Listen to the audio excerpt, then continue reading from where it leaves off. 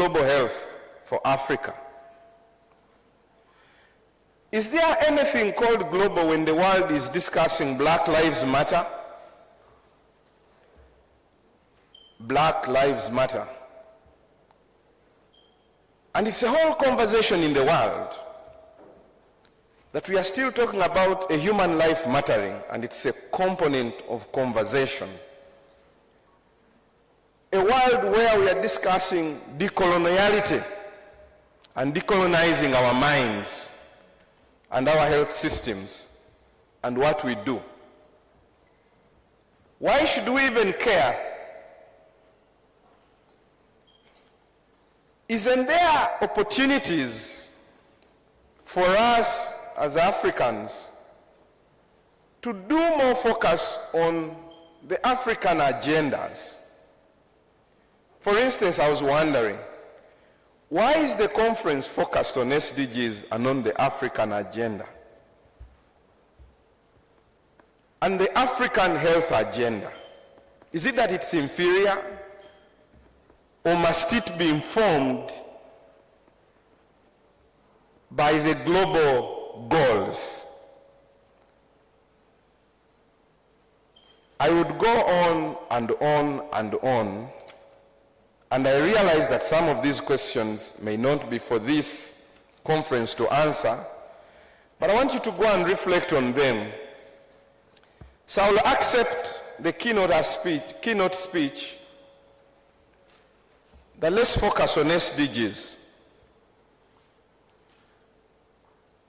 I take SDGs as the global social contract, the way we have the national social contract with our governments.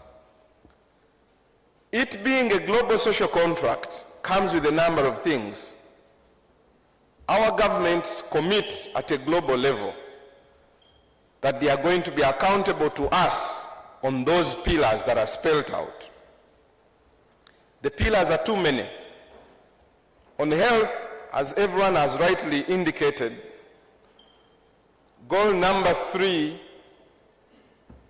is a good focus. I was privileged at a time of transitioning from MDGs to SDGs to belong to a research group that was trying to find out how would the next goals look like if we moved from Millennium Development Goals. It was a tough question. Indeed, before many people who were informing the Millennium Development Goal conversations would come to conclusions, the environmental movement had already hijacked the conversation, and those that were following the conversations at the global level, SDGs were formed, and health had to find its way somehow in the goals. The beauty is we got a target under 3.8, which is UHC, universal health coverage. This has preoccupied our countries. As WHO has presented here, they have acknowledged it as a practical expression of concerns for health equity and human rights. They have accepted it as one way in which we can be able to achieve global health. However, there are things that we need to think about. What is the definition of UHC?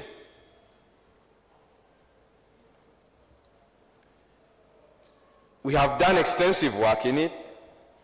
Different people are doing a lot of work in it.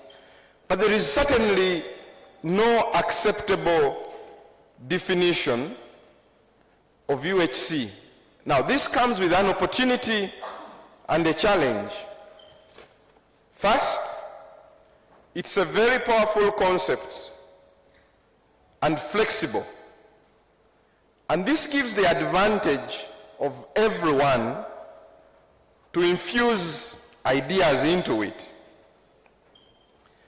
But it also comes with the risk that the politically and financially powerful voices will define what UHC is, and in the end have informed the agenda. And in the global health architect, I have challenges. Institutions were formed with a view that the public is going to finance them. I usually give the example of WHO. The thinking that governments are going to finance the work of WHO has since been lost.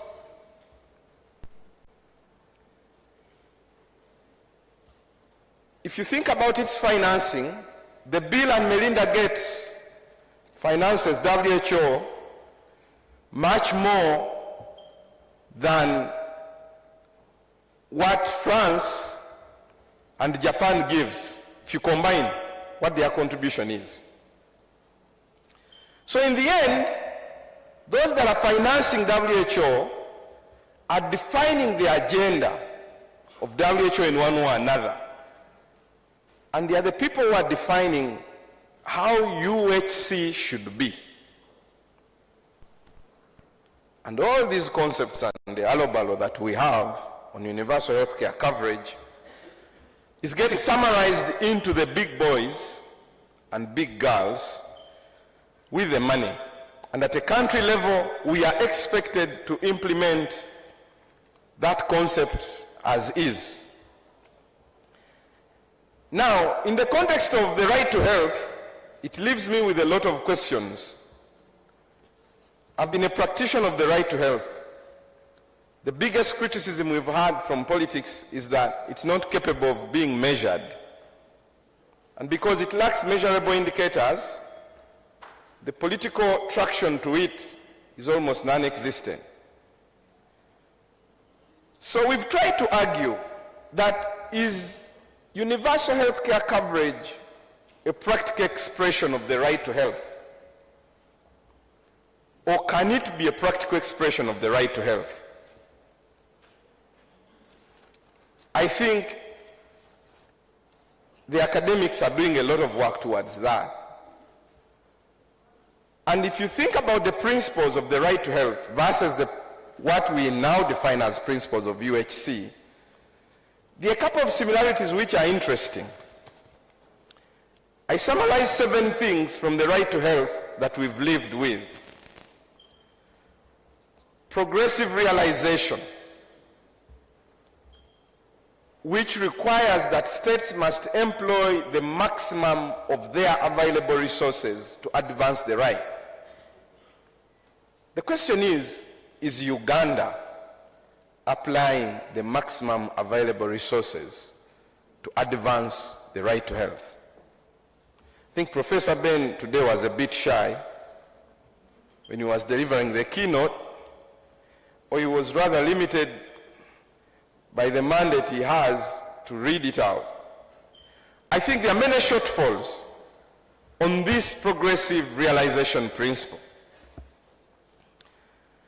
Think about the health budget, stagnated between 7 to 8% over the years. The economists will tell me that percentage sometimes doesn't matter. The money increases even when the percentage remains the same or stagnates. But is this the same for roads and energy? Roads are improving and the president is happy about it. Electricity has improved and the president is happy about it. But if you look at over time, the roads budget has moved from a small percentage of 18 to almost 25% of the national budget. And I think this is something that we don't take lightly. So as far as progressive realization is concerned, it remains questionable. The overall reliance on ODA is declining overall as part of government policy. But in the health sector, if you look at the last 10, 15 years, the reliance on overseas development assistance has increased from 14% to 42%. So, I don't think that progressive realization is actually achieved in the case of Uganda in as far as UHC is concerned. And that's just one principle. If I look at non-discrimination, the panel here was very exciting. But the entire conversation in the panel was expressing the fact that the vulnerabilities and the intersectionalities that we have in health are huge and wide. And while these are huge and wide, the interventions are not narrowing that. There is discrimination, there is political sidelining. Think about the laws we are passing. The Honorable Member of Parliament was here. He indicated that this morning he had gone to firefight on the distinction between LGBTI and intersex groups. We are passing laws that are discriminating. The World Bank has been all over news indicating just how much Uganda needs to think about its policy choices. I think as far as UHC is concerned, it's not just about the bill we are looking for on health insurance. It's about those policies, the social policies that we have to be addressing.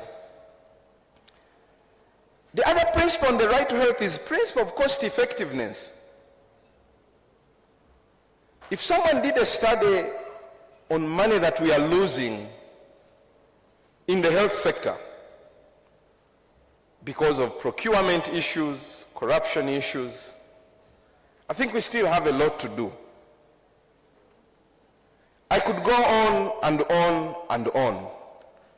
So for me, the global principles are important. We can use them to measure ourselves. But maybe we need to sit back and think about our own national contextual measures that we should use towards achieving principles like the right to health. I don't think or don't say that the right to health is certainly the alpha and omega, but maybe it's something we are starting with and a measure that should help us to think about ourselves and what our position is in the entire global architecture of global health. I am also excited to share that there has been a lot of progress in some areas that are quite encouraging.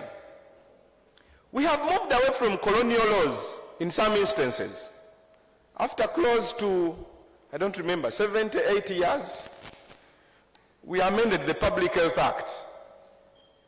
We now have a better act. And that's progress, which I think we should celebrate. But we need to do more. The Venereal Disease Act, which requires me to report the people I employ that they have the venereal diseases, is still on the law books. The Witchcraft Act, that is partly administering health as part of witchcraft, is still lingering. We have good judgments. In Uganda, we had a judgment on sexuality education. The contestations on the importance of education and sexual education, I'm concluding, is something that is extremely positive. So I think let the conference be an opportunity for us not to praise ourselves, and especially as civil society, but to remind ourselves on our role as civil society, both as a collaborating partner to the Ministry of Health, but also as an accountability partner to the Ministry of Health. I have experience where we have held the Minister of Health accountable in the courts of law, and Minister of Health officials have come and they said, can we collaborate on a gender and human rights mainstreaming manual? They welcome these initiatives. So we shouldn't bury ourselves in just the comfortable things, but let's think about those areas where we've not been comfortable to actually do better and achieve the SDG target 3.8 as a practical expression of the right to health. Thank you very much.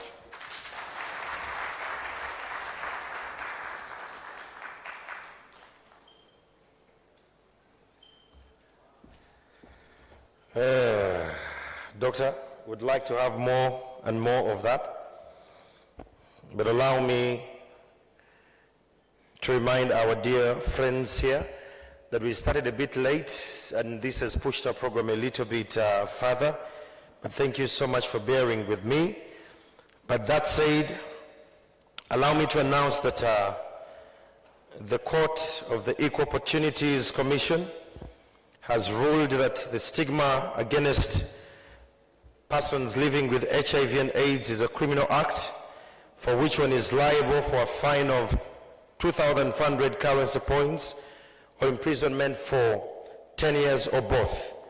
Stigmatizing people living with HIVs to undermine the journey our country has moved and all efforts to fight against HIV and AIDS. So in a nutshell, Sehad has won the case against a renowned pastor, Sempa, against people living with HIV and AIDS, and I want to congratulate Sehad upon this milestone.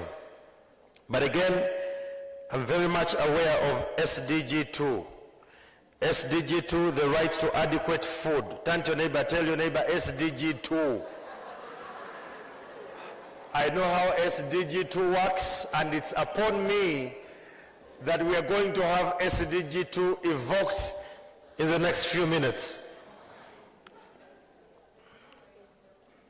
Trust me, there is right to food. The right to adequate food is very crucial. A couple of those who come from the food fraternity, they were heavy on me via Twitter.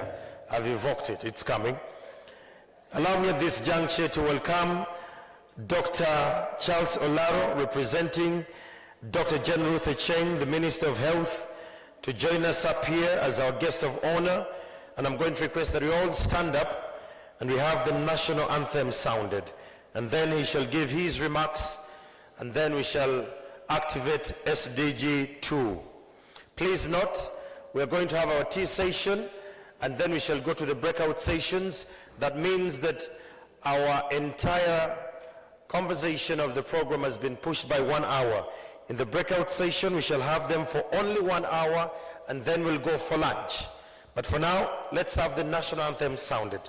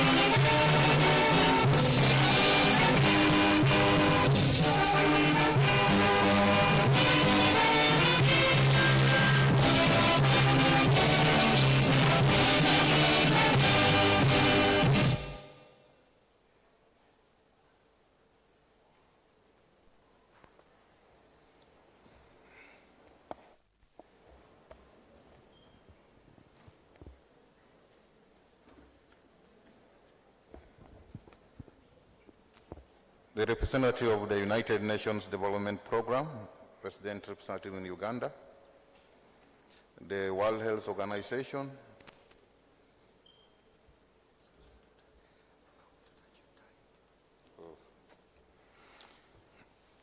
sorry for that,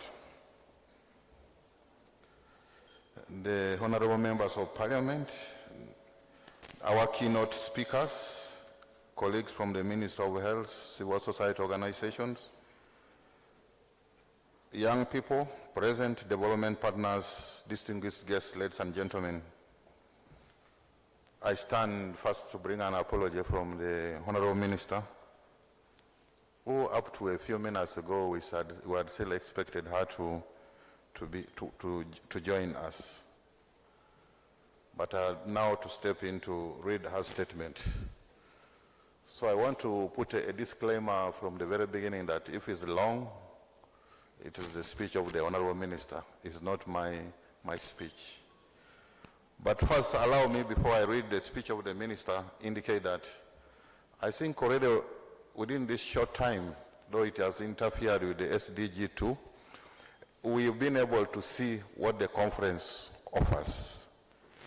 I think we've had 3 keynote addresses, which have really been able to address quite a number of areas. As you heard also from the beginning, this conference is a partnership. And so, as you see